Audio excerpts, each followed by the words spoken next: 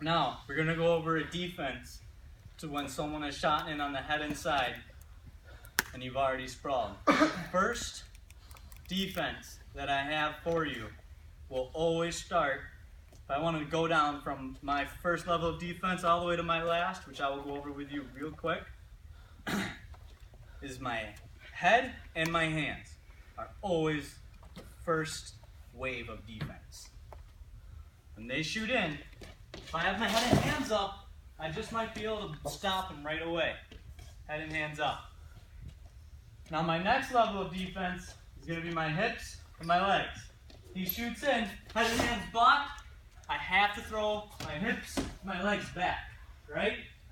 And one thing that a lot of people will do here,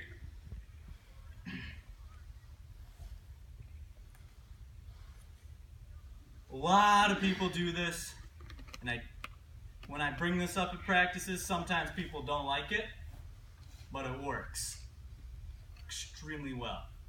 Is instead of cross-facing, I push his face into the ground. No cross-face, not when he's got my leg. Face into ground. Anyone know the tectonic plates in earth science? And people who don't know tectonic plates, just look at these mats. If these two mats keep pushing into each other, they're going to start coming up a little bit, right? If you guys do that thing in gym class where you like hook your elbows on each other and you push your backs up against each other and you use each other to stand up, it's the same concept with a cross face. I'm pushing into his face. If he's a tough wrestler, he's going to push his face right into my arm and use that against me. So when I'm here, he shoots in, stuff the head, and sprawl. Now, from here, those were just the first levels of defense. That was a quick summary. From here, this is just a little trick that my dad showed me once, and I used it almost every single match for the rest of my high school career, and it worked probably 10 times out of 10. I'm in here, I sprawled, I've covered the head, I'm off my knees. He's got this leg, right? So I'm gonna go, he's got my right leg, I'm going for his right leg. So going across. I come underneath, I grab his ankle here, I pull it, and I use this knee, and I give him just a little push, and I straighten my leg, straighten my arm, here. That'll break his hips, and from here, you get a number of things, cradle, anything you want. From now, just for this practice, we're just gonna get our leg free and spin behind.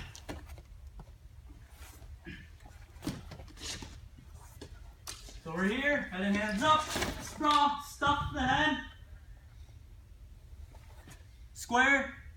He's got my right leg, so I want his, fill in the blank, right leg. This one? No. Very good, that's my right, his right.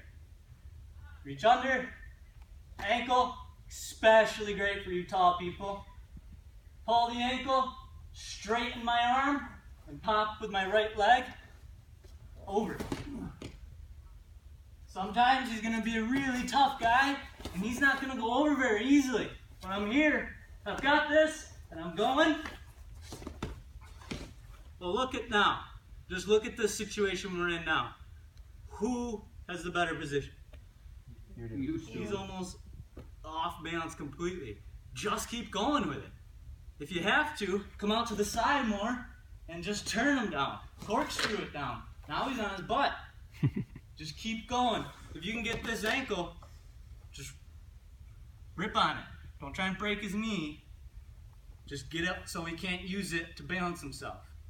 Pull to the hip, stuff the head. Now, something Joe will go over. It's called knockouts. Left hip, right hip, left hip, spin behind. So it looks like a pretty easy reach, right? But I have good news for you. It's definitely an easy reach. And not people know that it's there. So, because it's going to be a quick reach, I'm going to teach you another move as well. They shoot in. Good defense. Stop the head. Square. Now from here, what I want to do is I'm going to get a tight waist with this arm. A reverse tight waist. I'm going to come underneath and watch how I'm not here and I get the tight waist, right? I drop my shoulder and I really load it up. I'm grabbing his back and make it nice and tight, and my knee comes and blocks his head again. Now from here, what I want you to do is I want you to tap on this knee, and I want you to use this leg that he has to try and push him onto his hip. For freestyle, this might get you 2. I think it's 2 still. And then we can spin behind. So he's got my right leg, my right arm, tight waist, block, tap, kick with my right leg. It's the tight waist. I'm going to squeeze on it over to his hip. Right? Now from here, I take my left arm and I put my elbow on his hip. So I'm reaching across, elbow. From here, I take my right leg and I bring it back. I can cover. One more time on that one. He shoots in. He's got my right. He's got my right leg. So I take my right arm, tight waist, cover, tap, and use that right leg and push to the hip, square stance, elbow, bring my right leg back.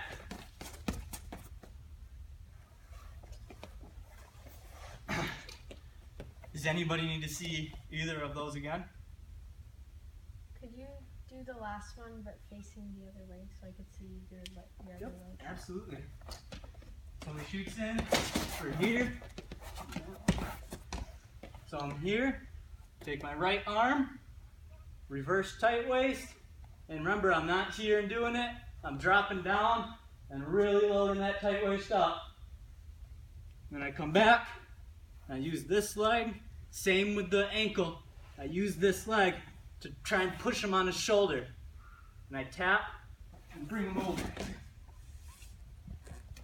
Elbow, spin behind. Also important when he falls that I don't fall with him. That's a general concept in all of wrestling. Good question. Any others? All right. 1, 2, 3.